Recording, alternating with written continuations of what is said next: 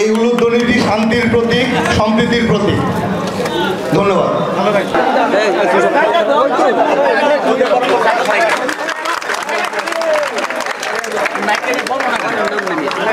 আমাদের এখন ফুল দিয়ে বরণ করে নিচ্ছেন সেই সদাসতী পূর্বপাড়া এলাকার আমাদের সম্মানিত সেই হিন্দু নারীগণ।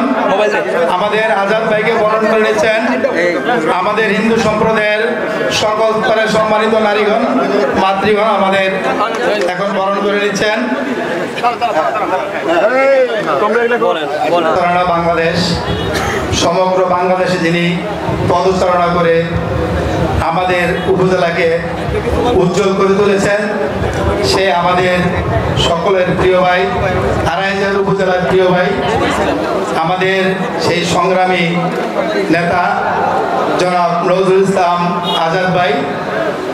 আমাদের বিভিন্ন পরিচিত লোক, আমাদের যেমন আড়াইহাজার থানা বিএনপির যুগ্ম সাধারণ সম্পাদক আফজাল হোসেন, আমাদের থানা বিএনপির সাবেক সাধারণ সম্পাদক হাবিবুর রহমান আবু, আমাদের সরকারি সরকারি কলেজের সাবেক বিপি কবির হোসেন এবং আমাদের আড়াইহাজার পৌর বিএনপির সাধারণ সম্পাদক ডালিম কালাম ভাই এবং আমি আসলে অনেকের নাম জানি না, তারপরও শ্রদ্ধাভাজন বিএনপি নেতৃবৃন্দ এবং স্বেচ্ছাসেবক লীগের আলমগীর এবং বিভিন্ন অঙ্গ সংগঠনের নেতৃবৃন্দ, আমি সকলকেই আড়াইহাজার উপজেলা আজকের এই আয়োজিত সভা সম্মানিত প্রধান অতিথি জনাব নজরুল ইসলাম আজাদ সাহেব, প্রিয় ভাইয়েরা,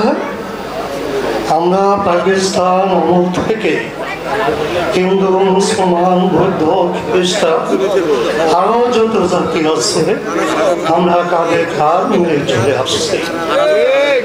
আজকাল এই 16 বছর আমরা কারোর সাথে একটু আন্তরিকভাবে চলাফেরা করতে পারি নাই, তবে আমরা একত্রিত হয়ে আন্দোলন সংগ্রাম করেছি। আজকে আমরা অত্যন্ত আনন্দিত, শান্তিপূর্ণ আমরা অনুষ্ঠান করতে পারছি। সবাইকে নিয়ে আমরা অনুষ্ঠান করছি, এসে বড় পাওয়া আমাদের কিছু নাই। আমরা নজরুল ইসলাম আজাদ সাহেবকে এমপি করবো এই নিয়ে আমরা ভাবি, কিন্তু আমি এইভাবে উনি এক বীর সন্তান, ওনার পারদর্শিতা, ওনার দক্ষতা, ওইটা নিয়ে আমাদের ভাবা উচিত। আপনারা জানেন আমাদের সমস্ত ছেলেবেলে, এই আড়াইহাজার ছেলেবেলে উনি আন্দোলন সংগ্রাম করেছেন, নিজের মাঠে নেমে আন্দোলন সংগ্রাম। আমাদের ছেলেরা যত মামলা আছে সম্পূর্ণ মামলা উনি দেখেছেন এবং জামিন করাচ্ছেন, বাড়িতে চাউল পাঠাচ্ছেন, টাকা পাঠাচ্ছেন। কিন্তু আমি বক্তৃতা খুব একটা দূর করতে চাই না, লম্বা করতে চাই না, আমার নেতা মনে হয় কিছু ব্যস্ত। তো আমি বলতে চাই আমরা কিছুটা ঋণ পরিশোধ করতে চাই। সেটা কিভাবে করব? সামনে আমাদের নির্বাচন আসবে, 6 মাস পরে আসুক, 1 বছর পরে আসুক, নির্বাচন আসবে, ভোটের নির্বাচন হবে, ওই ছিল মারা নির্বাচন আসবে না। এটা আমরা করিও না, এটা আমরা পছন্দ করি না। ওই সময়টা আমি আপনাদের পক্ষ থেকে আজাদ সাহেবকে আশ্বস্ত করতে চাই যে আমরা শারীরিক, মানসিক, অর্থনৈতিক যেভাবে লাগে ইনশাল্লাহ আপনাকে প্রচুর ভরে আমরা বিজয় করব ইনশাল্লাহ। আমরা আপনাকে অনেক ভালোবাসি, আমাদের ছেলে মেয়ে, পরিবার পরিজন সবাই আপনাকে ভালোবাসে।